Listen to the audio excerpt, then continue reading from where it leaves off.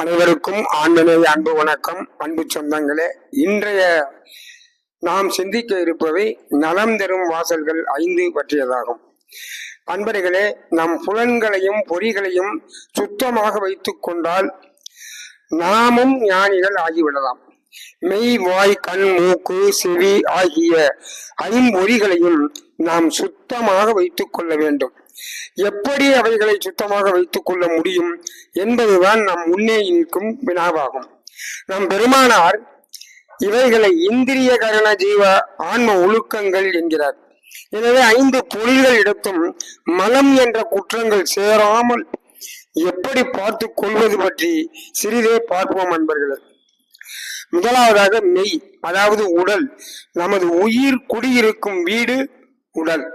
நாம் குடியிருக்கும் வீட்டிற்கு குடில் என்று பெயர்.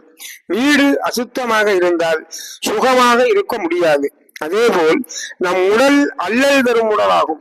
சான்றோர்கள் இதனை வினையால் வந்த தேகம் என்கிறார்கள். எனவே எப்போதும் சுத்தமாக சைவ உணவுகளை உட்கொண்டு வந்தால் உடலில் நாற்றமும் இருக்காது, மலமும் துர்நாற்றம் வீசாது, தேக நலமும் கூடும். இரண்டாவதாக வாய். நாம் எப்போதும் உயர்ந்த ஆன்மீக வார்த்தைகளையே பேச வேண்டும். அப்படி பேசுகின்ற வாயாக இருந்தால் நம் வாய் துர்நாற்றமும் அடிக்காது, நல்ல ஆன்மீக கருத்துக்களை பேசும் வாயாகவும் இருக்க வேண்டும். மூன்றாவதாக நாம் பார்ப்பது கண்கள் ஆகும். கருணையோடும் தயவோடும் பார்க்கும் கண்கள் நமக்கு தேவை. நம் பார்வை நம்மிடம் இருந்தால் கண் பீழை இருக்காது, கண்ணில் எந்த குற்றமும் வராது. நான்காவதாக காது. உயர்ந்த ஆன்மீக சிந்தனைகளை கேட்டால் மலம் சோராது. ஐந்தாவது மூக்கு. நல்ல நாற்றம் கெட்ட நாற்றம் ஆகிய இரண்டையும் தவிர்த்து இயல்பு நிலையிலேயே இருந்தால் அதுவே சிறந்த நுகர்வு நிலை ஆகும். எனவே அன்பர்களே, நல்ல உணவை உண்டு வயிறு கெட்டு போகாது.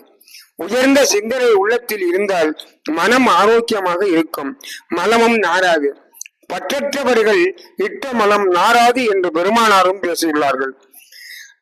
மலங்க புலனைந்தும் வஞ்சனையை செய்யாமல் பார்த்து கொள்ள வேண்டும். எனவே நம் புலன்களின் வேகம் குறைந்தால் மலமும் இருக்காது, நம் நடை சார்ந்த நடையாக இருக்கும். எனவே நண்பர்களே, என்று பார்ப்போம், வெற்றி பெறுவோம். 5 புலன்களை நாம் வசத்திற்கு கொண்டு வருவோம்.